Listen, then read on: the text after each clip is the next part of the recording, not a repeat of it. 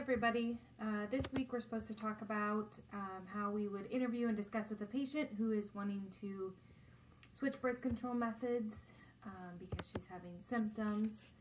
And so how I would first start out that appointment would be to create a rapport with the patient and introduce myself, get to know them, find out a little bit about them before diving into the details. And then I would move on to a history. I'd gather a family and personal history to assess for any risk factors or for any special considerations such as like hypertension, are they a smoker, how old are they, do they have a history of clotting disorders or PEs or DVTs, any migraines, breast cancer, do they have a history of STIs, and what is their gravidae? And then I would also, I think this is kind of a question that maybe we would overlook is, are you even having sex? Are you using birth control for another reason, such as to control symptoms of PCOS or heavy periods? Or are you just wanting birth control because you simply don't want to get pregnant? Then I would also ask them about their number of partners and, are they frequently having new partners? Are they using condoms? Are these male or women partners? And I would evaluate why these symptoms could be occurring. So I would kind of ask questions that,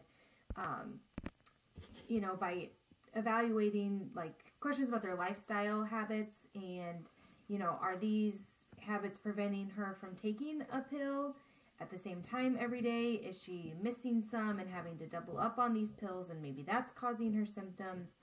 Or is she experiencing breakthrough bleeding, and is still taking it effectively or isn't taking it effectively? Is she have any other barriers that may prevent her from taking the pill at the same day or from remembering to put in a new NuvaRing ring? Like, what kind of barriers are there to her birth control method? And I would also discuss, if she is someone who is reliably taking her birth control, maybe something to consider would be a pill that fluctuates hormones, that kind of mimics the body's normal cycle. And then, maybe that could help with some of her symptoms if she's experiencing those. And so it would be important to find out, her pill taking habits. Is she good at taking it? Is she not? Is she reliable? Because these particular pills that fluctuate with the hormones are ones that need to be taken every day at the same time. You can't really miss them because each pill is a little bit different. I would also make sure I talk to her about what methods have you tried in the past. Have any of those methods worked well for you? Are you opposed to medications and hormones? Because, then maybe we would start to move into evaluating if she's a good candidate for natural family planning. And I would also make sure I ask her if she wants to have a period. Is it her goal to have periods, or does she not want to have a period at all?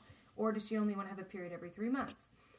Because we know that some people like having a period because it's confirmation that they aren't pregnant. So that would be an important question to ask her also.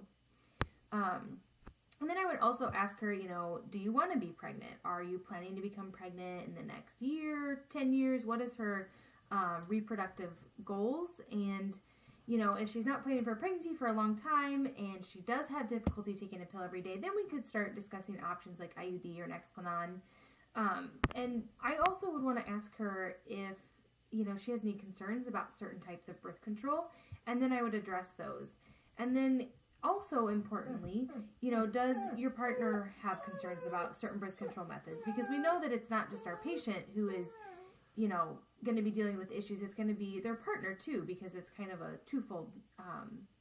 So then I would also want to find out if the patient is breastfeeding, because sometimes we have postpartum moms, whether they're 6 weeks postpartum or, 10 months postpartum, who are still breastfeeding, but they're now having sex again and they want to prevent getting pregnant. So I would ask them what their plans are for continuing breastfeeding, like how long are they wanting to breastfeed? Are they ready to start weaning?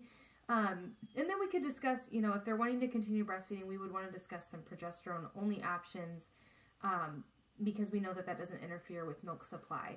And, you know, if she's someone who doesn't take a pill reliably, that's okay. There's still, you know, progesterone methods such as Nexplanon that we could talk about.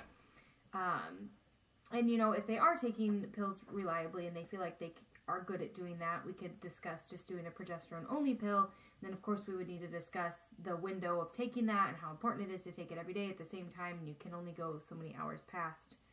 And lastly, I think it is so important to educate our patients about needing a backup plan for contraception.